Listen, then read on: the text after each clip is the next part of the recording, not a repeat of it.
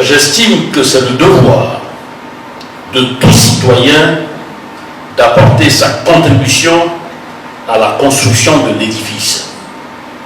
Et l'édifice prend en compte plusieurs volets. Comme j'ai eu l'habitude de le dire, les femmes sont au cœur de nos sociétés. Les femmes sont l'épine dorsale de nos sociétés, de nos familles. Sans les femmes, la société, je dirais, n'a pas de visibilité. Et donc, la femme a un rôle prépondérant au sein de la société. C'est pour ça qu'il faut lui accorder une attention toute particulière. La femme est grande, mais la femme est aussi fragile.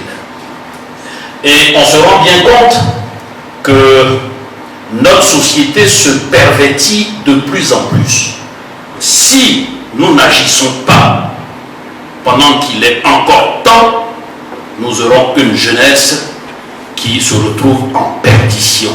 Et c'est notre devoir de réagir pour que ces jeunes filles ne soient pas à la merci des prédateurs, parce que les prédateurs sont nombreux dans notre société.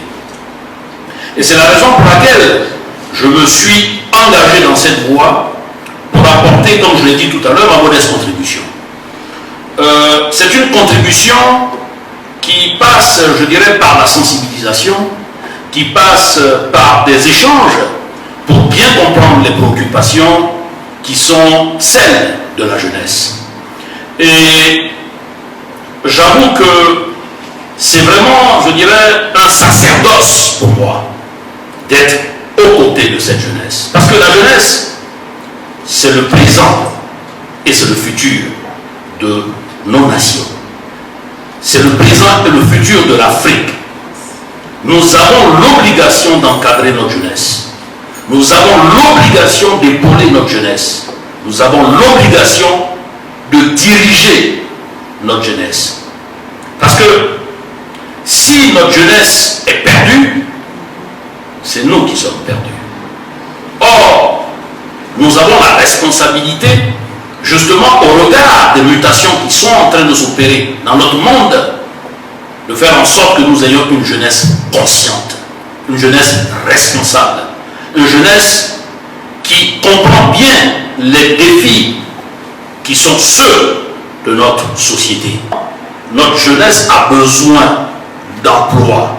Notre jeunesse a besoin de s'insérer au plan socio-professionnel, au plan socio-économique.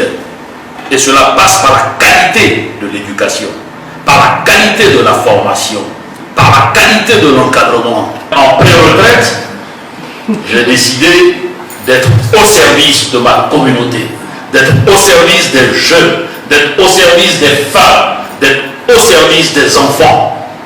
Et donc je prends mon bâton de pèlerin et je vais là où on m'appelle, là où on a besoin de moi.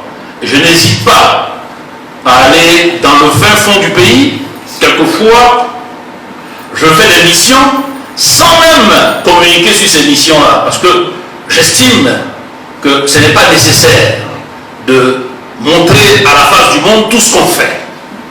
On peut communiquer sur des actions qui l'imposent, mais on n'est pas obligé de communiquer sur tout. Et donc, je vais voir ces enfants, je vais voir ces femmes, je vais voir ces jeunes, je m'entretiens avec eux pour toucher du doigt les réalités qui sont les leurs, de manière à ce que nous puissions adresser les réponses à leurs attentes, dans la mesure justement de nos possibilités. Et donc, c'est peut-être un peu ça que vous avez vu et que vous avez trouvé comme qualité en ma modeste personne. Je voudrais aussi vous remercier pour tout ce que vous faites. Pour tout ce que vous faites également pour protéger la jeune fille, pour protéger nos enfants, pour faire en sorte que les valeurs qui doivent être au devant de notre société, les valeurs morales, on puisse les affirmer, de manière à ce que notre jeunesse prenne la bonne voie. Et les prédateurs, comme je l'ai dit, sont nombreux. Il faut que nous agissions pour les empêcher justement de réaliser leur sale besogne. Nous ne pouvons pas laisser nos enfants à la merci des gens sans scrupules, sans valeur, qui veulent justement assouvir leurs appétits sexuels. Et nous devons combattre cela. C'est pour ça que nous allons toucher les élus, de sorte qu'il y ait des lois nouvelles qui soient proposées à notre Parlement pour davantage défendre les enfants contre les abus sexuels. Nous ne pouvons pas tolérer que des hommes puissent aller abuser des enfants de 3 ans, de 5 ans, de 1 an. Même les animaux ne se comportent pas ainsi. Et pour nous, il est nécessaire, indispensable, prioritaire qu'il y ait de nouvelles lois qui soient prises. Je vous remercie pour cet hommage et cet honneur que vous me faites aujourd'hui. C'est un honneur pour moi de recevoir des femmes, une distinction. Parce que c'est la preuve que ces femmes ont bien compris également le rôle qui est le leur dans la société. Et je serai toujours à vos côtés pour vous appuyer dans vos actions. Je serai toujours à côté pour vous, je dirais, soutenir, de sorte que vous ne soyez pas seuls. Et sachez que vous n'êtes pas seuls. Je suis avec vous. Et je vous remercie encore une fois